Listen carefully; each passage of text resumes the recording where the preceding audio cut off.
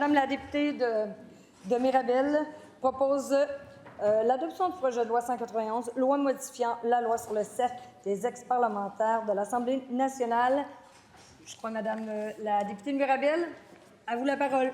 Merci beaucoup, Madame la Présidente, d'une efficacité, notre leader du gouvernement et vous aussi. Donc, pour expliquer un peu la loi modifiant la loi sur le cercle des ex-parlementaires de l'Assemblée nationale du Québec. Le contexte de cette loi, en fait, l'amicale, ça a commencé par le titre qui était l'amicale des anciens parlementaires du Québec, qui avait été créée en 1993. Il y a eu, l'amicale est devenue le cercle des ex-parlementaires de l'Assemblée nationale à la suite du remplacement de sa loi constitutive en 2019.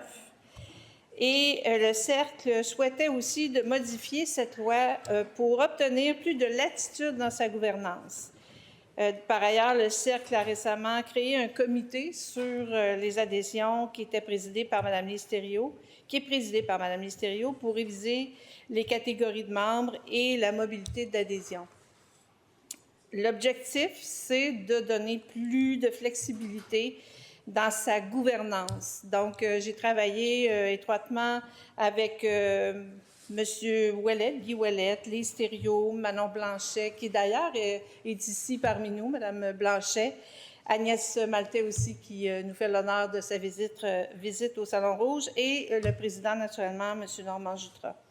Donc, le Cercle aimerait que cette loi lui permette ceci, je vais le dire rapidement, introduire de nouvelles catégories de membres, les membres émérites, les membres associés, sans droit de vote ou d'éligibilité et un poste d'administrateur pour les ex-parlementaires de la Chambre des communes qui ont représenté des circonscriptions du Québec. Élargir la composition du CA afin d'y inclure les présidents des comités, puis permettre la formation d'un comité exécutif.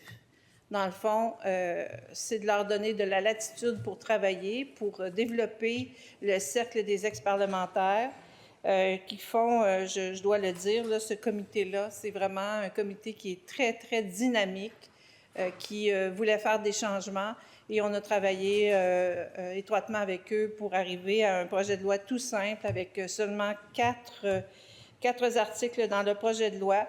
Et les partis de l'opposition aussi ont travaillé pour faire en sorte qu'aujourd'hui, on puisse le passer rapidement afin que le cercle des ex-parlementaires puisse travailler avec la nouvelle loi pour être capable d'avancer et d'évoluer dans leur conseil d'administration.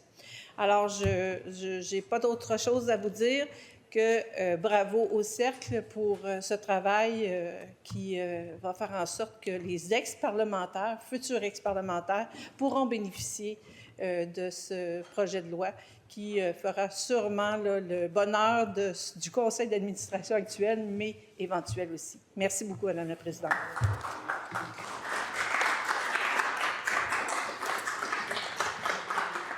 Merci, Madame la députée. Est-ce qu'il y a, Monsieur le député de Pontiac, vous vouliez intervenir? Merci, Madame la Présidente. Merci, Madame la Présidente. Simplement pour d'abord souligner le travail des ex-parlementaires qui sont ici. On va tous être ex-parlementaires un jour, certains dans un avenir plus rapproché que d'autres, bien évidemment. Mais Madame la Présidente, je crois qu'on se doit quand même de souligner le travail du Cercle des ex-parlementaires qui agit sur plusieurs fronts. Ils ont plusieurs comités au Cercle des ex-parlementaires. Ce sont des gens qui choisissent de s'investir de façon dynamique, de façon dévouée, comme ils l'ont fait lorsqu'ils étaient ici, Madame la Présidente, sur le plancher du Salon Bleu, cependant.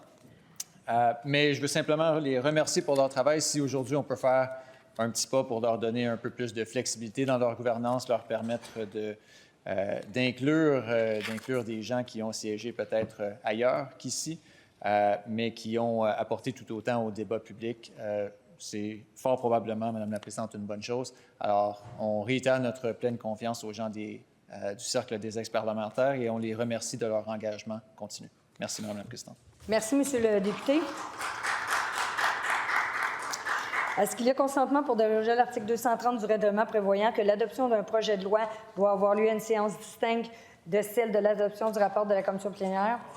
Est-ce que le projet de loi numéro 191, loi modifiant la loi sur le cercle des ex-parlementaires de l'Assemblée nationale du Québec, est-il adopté? Adopté.